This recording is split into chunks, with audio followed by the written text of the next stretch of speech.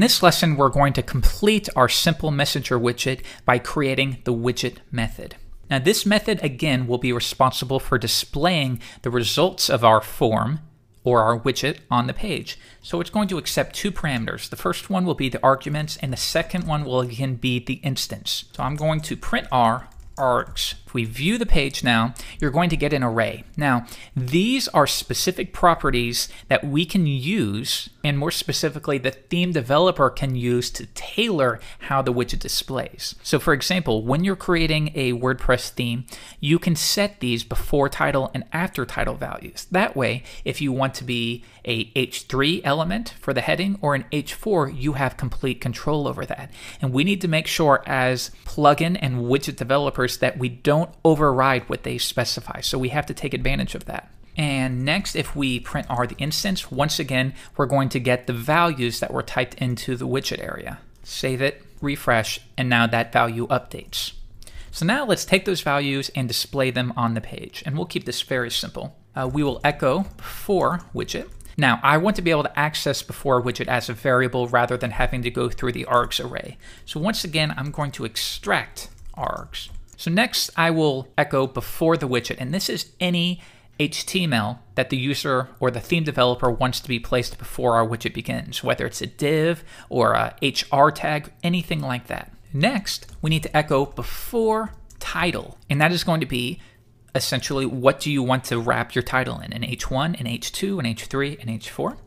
And then we will append our title, and we will append after title. Now, once again, if we want to be able to use title as a variable, we need to extract it. So I will do the same thing here. Next, we will echo out our description, and we'll keep it very simple like that for now, and then we'll come back to it. And finally, let's echo out after widget. And this would be essentially the closing div or a closing tag. So let's keep that alone and see what happens. Refresh, and now can you see my day has been great? Let's inspect the element. And here I'm using Chrome Developer Tools, and I'm going to grab the magnifying glass and click on it. And notice how a class has been applied, widget title. So why don't we go ahead and wrap our description within a p tag. This time, if I refresh it, we get a little bit better formatting. Now, the last thing we should do with this very simple widget is to apply some filters just to make sure we escape everything and nothing strange is being echoed onto the page. And we can take advantage of a WordPress function called apply filters. So let's overwrite title and description. And all we're going to do here is we're going to run them through WordPress's default filtering. So I'll say title equals apply filters. Well, we want to apply the filter to the title. And we can reference the title if I go to inspect element by doing widget title. So I'll type that in right now, widget title. And what are we using? Title. Next, we're going to do the same thing for the description area, widget description on the description. Now that'll make sure that we escape and we apply any necessary filters. If you'd like more information on that, just Google WordPress apply filters. And that's going to do it for our very first simple widget. So if you need to update this, my terrible day, a new description. I will save that. And now if I come back and I refresh the page, that's been updated, and we have a custom widget that now can be brought to the very bottom if we want. We have all of the flexibility that we do with any other widgets. So let's see what would happen if we leave one of these blank. I'm going to leave title blank, and if I come back and refresh the page, now all we get is a description. So that's something you should think about, is should you provide a default title or not? And you can do that as simply as by saying if empty title equals my status. And let's try that now. And now we've set a default title. So that's going to be up to you. In the next lesson, in our final project for this chapter, we're going to build a functional widget, and we're going to take the Twitter tools that we created in the previous lesson, and we're going to adapt that over. So we're going to have a Twitter widget, and then you'll select the username to receive tweets from, how many tweets to display, and then once you click save, that'll update in our sidebar. Look forward to that in the next lesson. In the opening lessons of this chapter, I taught you the basics of getting set up with creating WordPress widgets. But now, for our final project, we're going to take things to the next level. We're going to focus on more best practices, more core WordPress functions, and we'll build a real-world project. We'll stick with the idea of Twitter that we worked on in the short code chapter. But this time it's going to be even more improved because we'll provide the flexibility to choose a username and a number of tweets to query, and we'll also use a better form of caching than we did in the shortcodes chapter. So let's get started. I will again create a new project, and it will be stored within the WP content plugins, and I'll create a folder called JW-Twitter-Widget. Next, I'll create a new file with the same name. So let's get started. I'm going to begin by saving myself some time, and I'm going to paste in a skin. Now, we went over all of this in the previous lessons, so if any of these methods are a little bit blurry to you, be sure to go back and watch those now. So our class name is going to be called JW-Twitter-Widget. I've given it a name of JW-Twitter-Widget as well as a very brief description. Next, we've created some options. Again, we've provided a description for the widget, a name for the widget, an ID, and then we pass those options in. Next, we have the form method, the widget method, and we register the widget. So again, if any of this is blurry to you, go back and watch a previous lesson. So let's see if it's available to us now. I will come to plugins, and sure enough, there it is waiting to be activated. I will click activate, and if I go to widgets now, we have our new display tweets widget that we can drag and drop. So always make sure that you take advantage of code snippets. It can rapidly expedite how quickly you create these plugins. So in the next lesson, we're going to start working on our form. We learned in the previous lessons, the form will accept an instance, and this is equivalent to what the user types into those inputs. I'm going to extract those so I can access them as variables, and I'm going to close PHP so that I can begin building the markup. So let's do one together, and then I'll paste in the rest. This label will be called title, and that's going to correspond to an input where the user can specify what the title of their widget is, or what the heading above the widget will be. Again, we'll do an input, and this type will be text. We'll give it a class of wide fat, which we learned in a previous lesson. That'll make its style a little bit better. The ID is going to be getFieldID, and we'll pass the name title, and this will generate a unique ID. Next, we'll do name, and again, this will be echo this getFieldName title. And finally, we'll do a value, and this time we'll say isSetTitle, meaning if the user types something into that title input box, then we need to make sure that we echo that out.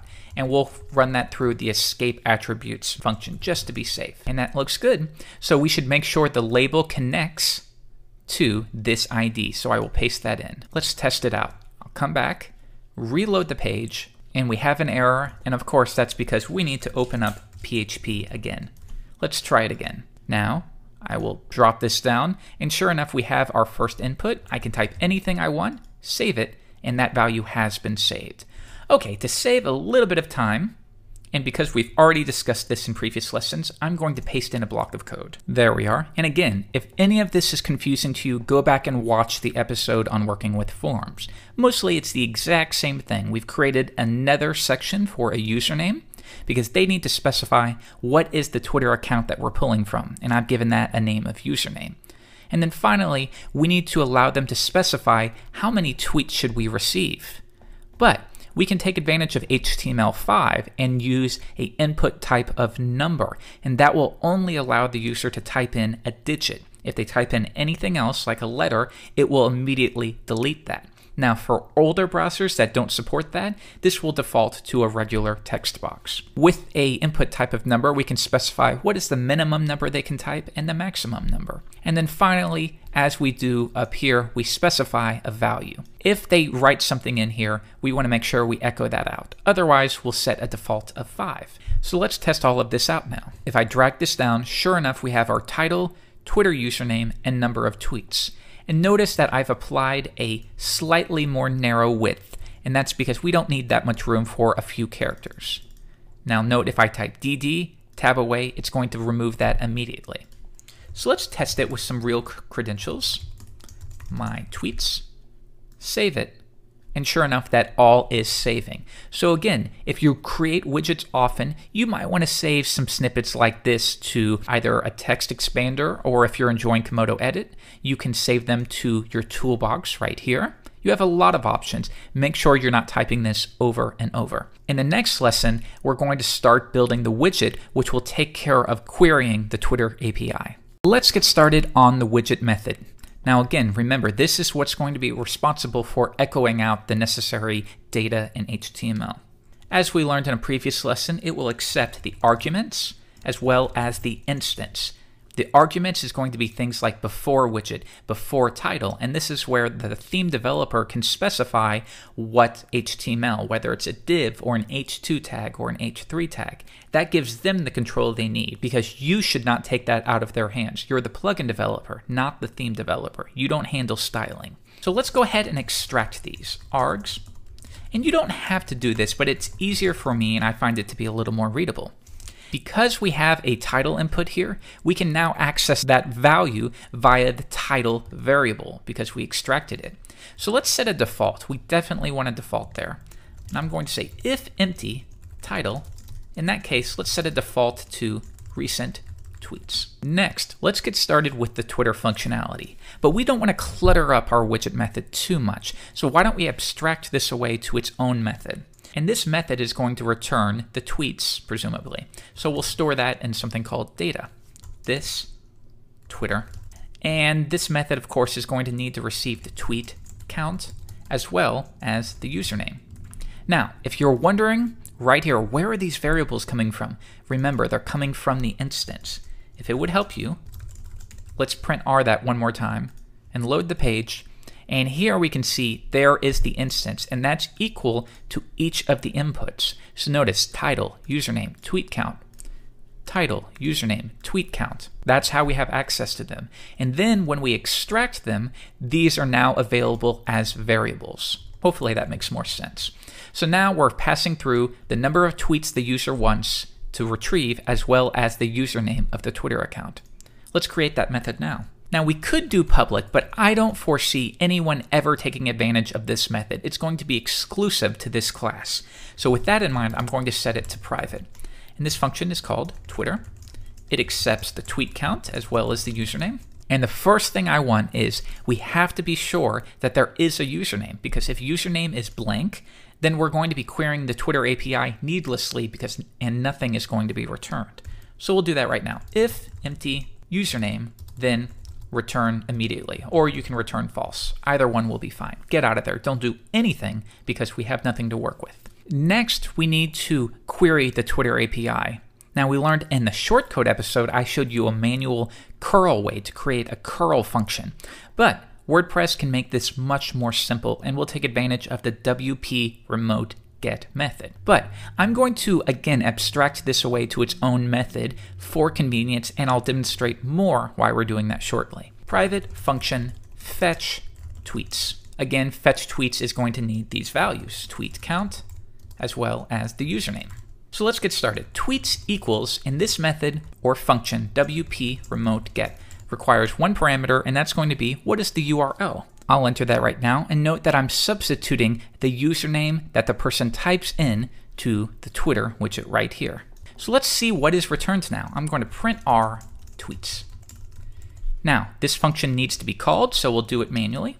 Tweets, like so. Come back, and I'm going to refresh the page, and now we have this massive array. We can see that we have some header information. Now we also have this body key, and this is really what we want. WP remote get will return headers, but we really want the contents of that JSON feed. So let's see that now. I'm going to print R tweets body. And if I refresh the page, now we have something a little more familiar. We have each of our tweets as well as data about it. But now we need to be able to work with it in PHP. So we would want something like JSON decode, as we did in the Twitter shortcode episode.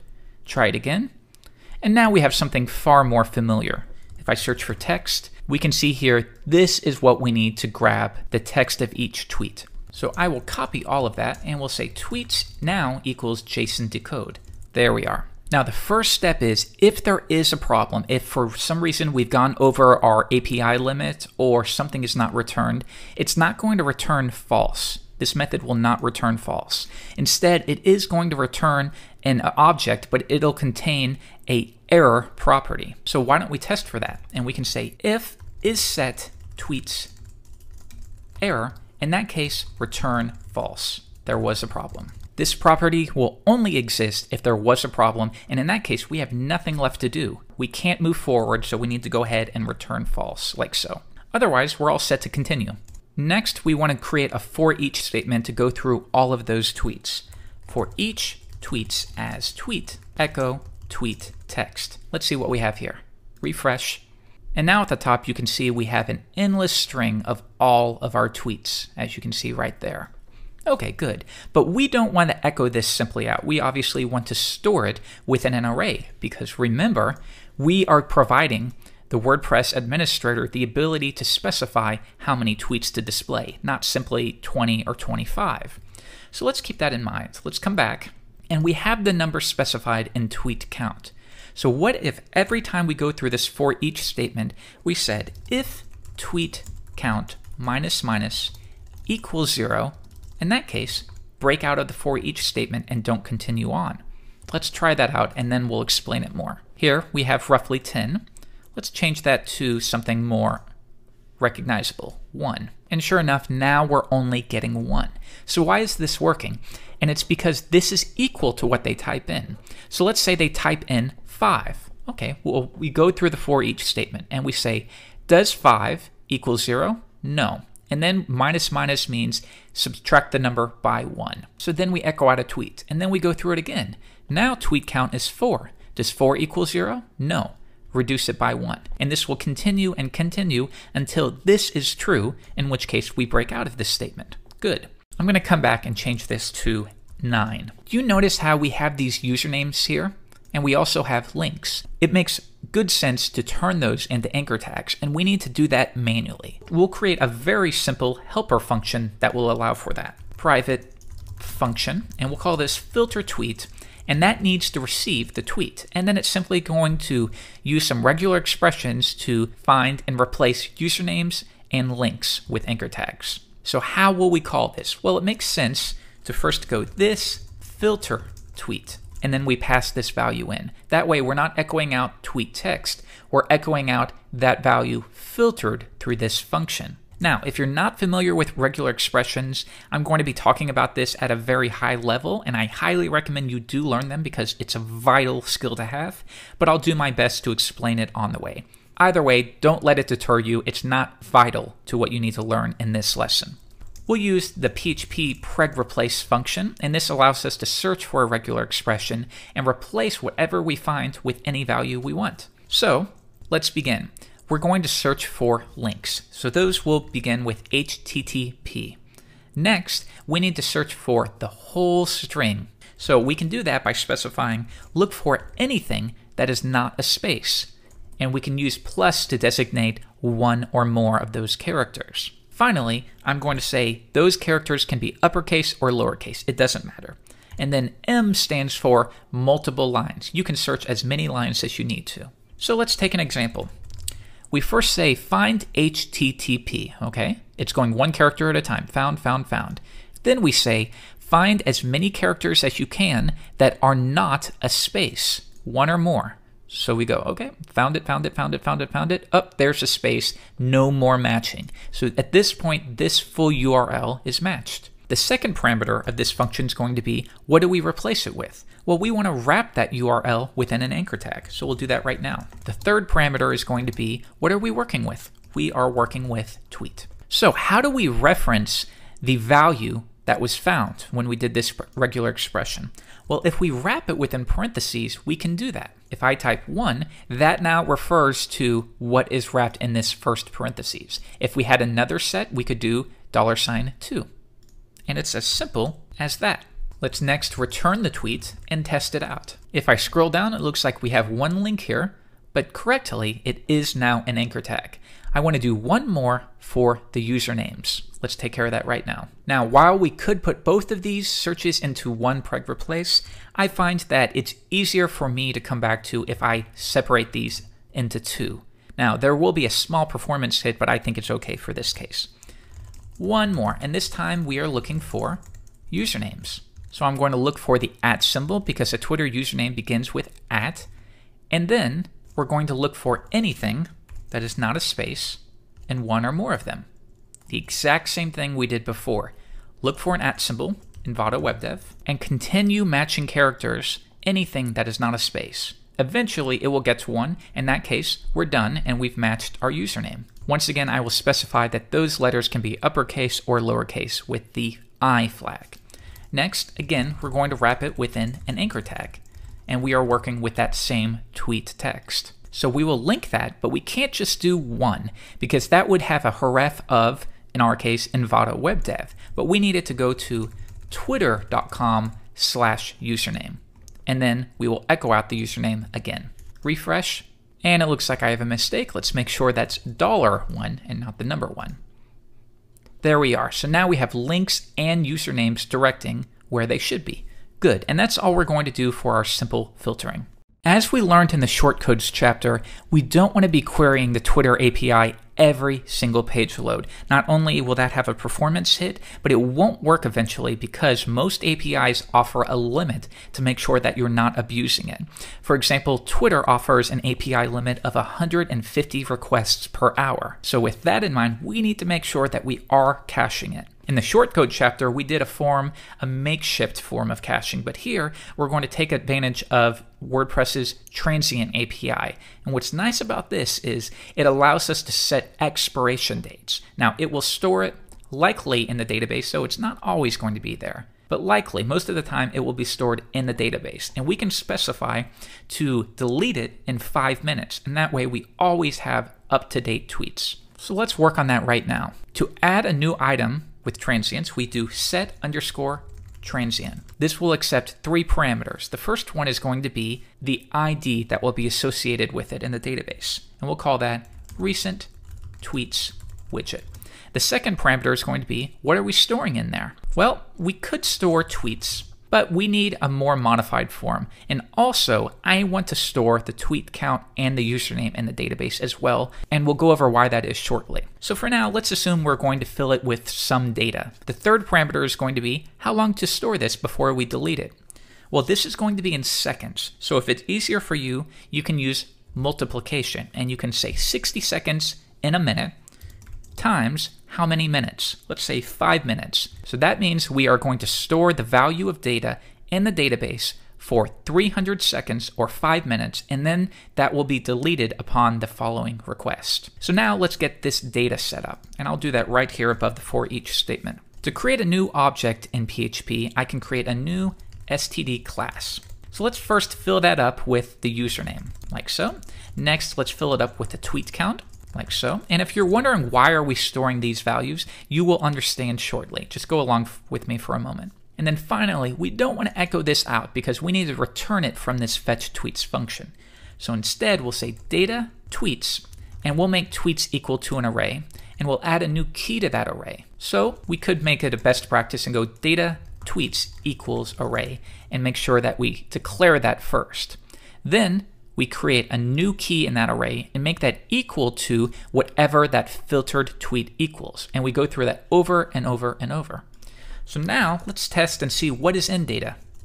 Print R data, and then I'll die. Refresh the page, and now we have our username, the tweet count, and then a list of all of the tweets. This is exactly what we need to store in the database. So we've assigned this transient an ID, we have attached the data, and it's going to expire in 300 seconds or 5 minutes. So let's imagine the page loads for the very first time ever. This is going to run, and we call the Twitter method. And we make sure that there is a username, and then we fetch tweets. And we go to the Twitter API, we grab the necessary tweets, we fill up an object, and then we cache it in the database.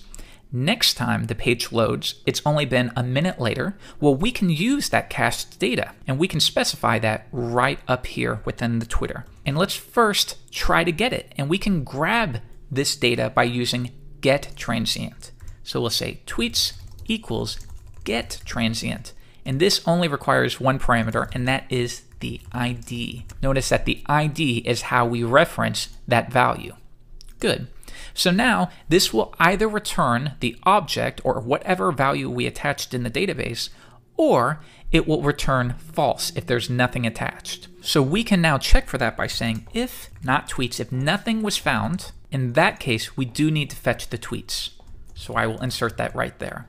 Because if false was returned, then there is nothing cached. Then call the fetch tweets method and get it manually from the API. Otherwise though, we can rest assured that tweets is equal to the object we need, and we will simply return tweets. Now here, in this case, in either situation, tweets is being returned. So let's make sure that we return this value here. If there is no tweets, run fetch tweets. This is going to create the object, set the transient, then we'll return it. That will be returned to fetch tweets, and then we return that data. Otherwise, it's already cached, in which case we can just return that and never run any of this code that queries the API. Now that we're caching this, and we'll test it shortly, let's come back and echo everything out onto the page. And we can do that right here. We've called the Twitter method. Data is now equal to either cached data or the new data fetched from the API. Let's echo that out. But first, let's do a little bit of error checking just to be 100% certain. We don't want to echo out any tags if there's no value associated with it. And we'll say if data doesn't equal false, if it's not a falsy value, and it does have tweets associated with it, then we can go ahead and echo out our widget. And remember, we have access to data tweets because we added it right here. That's equal to all of those tweets. So we want to make sure, certainly, that there are tweets and that value is set before we echo out any markup. Next, we're going to echo out before widget, and these values, as we learned in a previous lesson, are available to us from the arguments array. And this, again, allows the theme developer to specify whether there's a wrapping of a div or an HR tag or anything like that. Next, the same thing with the title. They should specify whether there's an H3 wrapping the title or an H2 or an H4. Then we'll echo out the title, echo out after title, and note that I'm using this indentation. It's not necessary, it's just for readability's sake. Now, after the title, we need to echo out all of the tweets wrapped within an unordered list. So how would you do it? Well, you might do a for each statement, and that would be okay, but I'll show you a funner and easier and probably faster way. We'll echo out the opening UL, an opening list item, and then we'll use PHP's implode function, and this will turn an array into a string. The first parameter is going to be, how are we going to separate? Once this array is a long string, what are we going to use to separate each item? We'll use a closing list item and an opening list item. Will be tricky there. And the second parameter is, what are we working with? Data tweets. And then finally, we have to close out the very last list item and the closing UL tag. So this is a nice trick to know. It turns a for each statement into one line, and it's going to be quicker. So let's save that and test all of this out. If we come to our dashboard, I'm going to use a test Twitter account called course testing. I'll load the page, and now we are receiving 3 recent tweets. And if we want to test that, I will open up that Twitter account, and as you can see, the 3 most recent tweets. So if this is working, I can add a new tweet and that won't display because at that point we are displaying cached tweets. My brand new tweet. And I'm going to refresh the page. Sure enough, the page is loading much more quickly and it is not displaying that tweet. And this is exactly what we want. We don't want to be querying the Twitter API over and over, especially for something like tweets. Now, when will that update? That will update in 5 minutes because we specified it right here. After 5 minutes, this code is going to run. And we will come up here and we're going to try to get that, but that will have already expired and been deleted, in which case this is now equal to false. So we say if false, then we got to get new tweets. So then we run all of this again and create a new block of data in the temporary database. So next, let's test this out, and I'm going to come back and adjust the number of tweets to 5. Now this is something to consider. If I refresh the page, it's still only showing 3, and that's because, again, we're still displaying that cached data. So there's a couple options here. One, you could deal with it and assume, well, in 5 minutes it's going to update, it's not a big deal. Or you can listen for when the user changes this value, and the same thing with the username. If I switch this back to Envato Web Dev and I refresh the page, it's still, well, now it's been 5 minutes, but now if I switch back one more time and I refresh the page, it's still going to display the cached data and not the new account. And I don't think that's good for usability, so let's fix that, and we can do it very easily. This is specifically why when we attach data to the temporary database, I wanted to make sure that we had the username and the tweet count. That way we have access to it. Let's come back to our Twitter function, and now we'll do a couple more options. When should we fetch tweets? Well, we should fetch tweets if nothing was returned from the database. Also, we should fetch tweets if tweets username does not equal username. And then we should do the same thing if tweets tweet count does not equal tweet count. So think of it again. Let's go through this. The page loads for the very first time. Tweet count is equal to course testing. So that is then right here, saved here. The tweet count is 5, and that's all saved in the database. But the very next page load, we're going to update this to 3. Well, now we're going to come here and tweet count will be 3, but what we have saved in the database is 5. So now we look at what was returned and we say, does 5 equal 3? No, it doesn't. In that case, something's been changed. And the exact same thing with the username. What we have stored in the database is course testing. But now, once we change it, this will be Envato Web Dev. Do those equal? No. In that case, we got to fetch new tweets and update what we have stored in the temporary database. Let's test this out. I'm going to save this here, refresh the page, and now we have 3. Let's switch it to 2. And if we did everything right, this should now update. And it is. If we switch it to Envato Web Dev, switch it to 4, there we go. Let's do one last test. Course testing, we're going to bring in 2. And now I'm going to update that to make sure that it is being cached. Refresh the page. And of course, it's not displaying it because we're not fetching from the Twitter API anymore. We are using our cached data at least for 4 or 5 more minutes. And that is going to finish off your first real-world Twitter widget. And this is very cool. You've given users the ability to specify usernames, the number of tweets to display. You've given them the ability to cache the tweets so you're not abusing Twitter's API. You're filtering the tweets to make sure that you wrap everything within links. This is relatively powerful, but with WordPress, we did it in only 134 lines of code. Pretty impressive. Now that we've successfully learned how to create shortcodes, let's take it another step further and we're going to focus on creating widgets. So what is a widget? Well, let's take a look. I'm going to go into the WordPress dashboard, and if I come down to the bottom, I can click on widgets, and these are little pieces of logic that you can drag into designated areas within a theme. So within most themes, the sidebar will be what we call widgetized, meaning the theme developer will add a bit of a code that allows it to be integrated with all of these widgets. So for example, let's say I want to add a calendar. I'll drag that in, and we'll place that at the top, give it a name.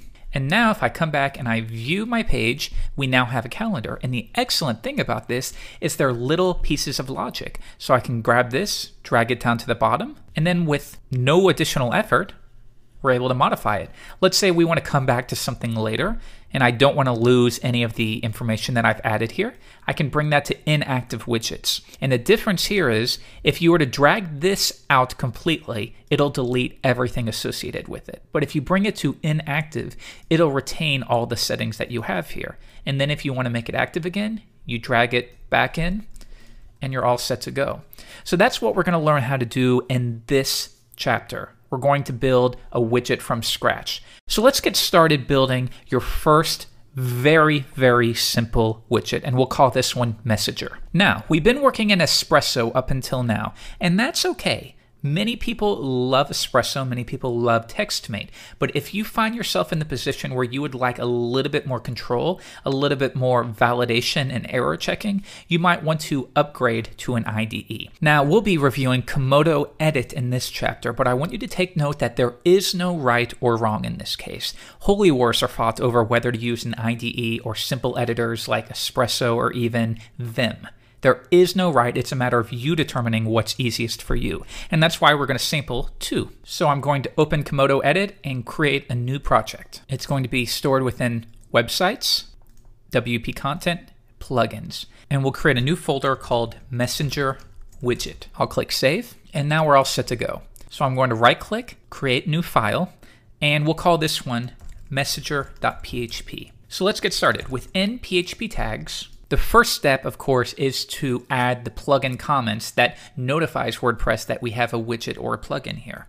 If you remember in a previous lesson, we saved these to a snippet program. So let's update some of this. First, it's going to be Messenger widget, and the description will be, it's going to be a very simple app, mostly a proof of concept. Version 1, and that should be just fine.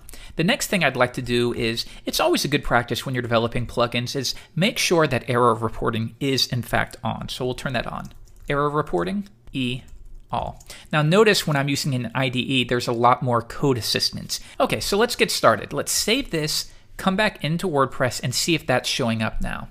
Now, it's not going to display in widgets, of course, because we haven't added that functionality.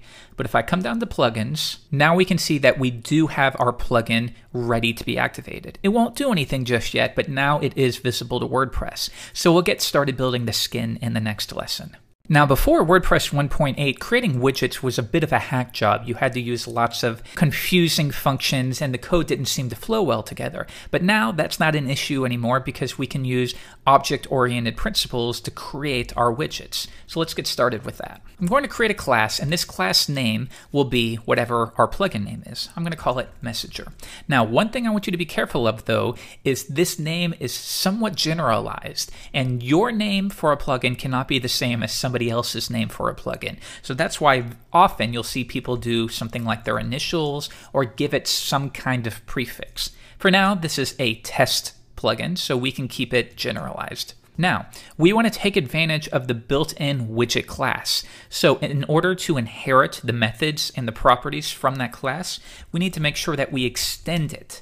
So we'll say extends WP widget. Now, by doing this, we have access to a handful of methods. So let's get started with some of our functions. We're going to be working with PHP 5, so we can create a constructor method, and I'm going to assume that you have a modest level understanding of PHP classes, but the constructor method is a method that will run immediately when this class is instantiated. So if I echoed out hello, and then we instantiated this class, this function would immediately run, and you would see hello world on the page. I'm going to leave that blank for now. And the next method we're going to create is form. This is going to be equal to, and if I go back to widgets, right here, what you see here, your form. So in this case, we have a title input. Here we have a title, number of posts. Each of these are added via the form method. Next, we have the widget method. Now, this method will be responsible for what is displayed on the page. This would be responsible for echoing out the unordered list, or displaying the links, or creating the calendar. Now, a couple things here is, let's make sure it's a best practice to focus on encapsulation. So let's make sure that we make these public by default. Now, these will default to public, but it's still a best practice to declare them as so. And the last step is we've created our base structure. So if you want, you could copy this and save it to your snippets program so that you don't have to type this every time. But we also want to add a new action. And this action is going to be the widgets init. Now, when the widgets section is initialized, we want to make sure that we add this class. So I'm going to call a function that will take care of that. If you're working in PHP 5.3, you can pass an anonymous function. However, if you're creating a plugin that will specifically be used by others who may not have PHP 5.3, you would use a named function. So we used an anonymous function in the previous chapter. This time, let's use a named function, and I'll call it JW register messenger. So we'll create that method now, and I'm going to call a WordPress function called register widget. And what is the name of the widget that we're registering? This messenger class. Now, I'm going to go into my constructor function, and let's begin setting up our parameters. So first, I will create a variable called params, and that's going to be equal to an array. And here's where we can set some base configuration options. The first one is going to be, what is the description? Now, the description is going to be this bit of text that you see right here underneath each widget. And we'll call this display messages to readers. Very, very simple. The next one is going to be, what is the name of the widget? Or what do you see right here? And we'll call this name messenger. Now, whenever we create our own constructor method and we are extending a parent class, it's going to override that parent class's constructor method. But we don't want that. We still want to bring that in. So I'm going to call that right now. And we can reference the parent class by typing parent and then make sure that we call its constructor function. Now, it's going to require two parameters as designated by the WP widget class. The first one is going to be an ID. So we'll give that messenger. The next one is going to be the name of it, but we're already declaring the name right here, so I'm going to leave that blank. And the third parameter is going to be for the options. So I'm going to call that params, or you could rename this to options. So let's save that. And now I'm going to come back and let's try installing the plugin. I will click activate. And now if I go to widgets, sure enough, you'll see Messenger. It says our description and our heading. If I were to drag that in now, nothing's really going to happen. So let's view this on the page. And sure enough, you're not seeing anything because we haven't added any functionality yet. We've just created the widget itself. So in the next lesson, we're going to create the form, which contains the inputs that you see right here. In this lesson, we're going to be focusing on the form for our widget. So let's decide, what do we want this widget to display? This is going to be as simple a widget as we can create. So all I want it to display is a description, some kind of note. You can think of it as the most minimal form of Twitter. It'll just display some kind of message. So all I need there then is a description. First, our form method will receive, and this is most commonly called instance, but you can name this anything you want, and that's going to be whatever the user types into those inputs. When the page posts back, we need to have access to that. Next, I'm going to extract this instance array, and if you remember from the previous chapter, that'll take all of the keys and values within an array and make them available via simple properties. Next, let's begin building our form. So I'm going to close out PHP so I can use regular HTML. We begin by creating our label, and this label is going to be for an input that we haven't created yet. So I will leave that blank for now, and I'm going to give it the name title. Next, let's create the input itself. Now, this input is going to have a handful of parameters. So let's begin by giving it a class. Now, this is a class called WideFat, and this value is available to us because it's built into WordPress, and it'll essentially make the input prettier and make sure it takes up all available space. Next, we're going to give it an ID, and we're going to add a bit of PHP logic here, and I'm going to echo out this, which refers to the messenger class itself, and we're going to use a method name called getFieldName. Now, this method we're not creating, it's available to us via the WP-Widget class that we extended, and we're going to pass in the name title because that's the name of the input we're creating. Now, what this will do is it'll create a unique ID so that we're not overriding any other widgets. Next, we're going to do the same thing with the name property, getFieldName. Now, it looks like I did make one quick mistake, and we want to make sure this is getFieldID, and the name property is getFieldName. So there is a distinction there.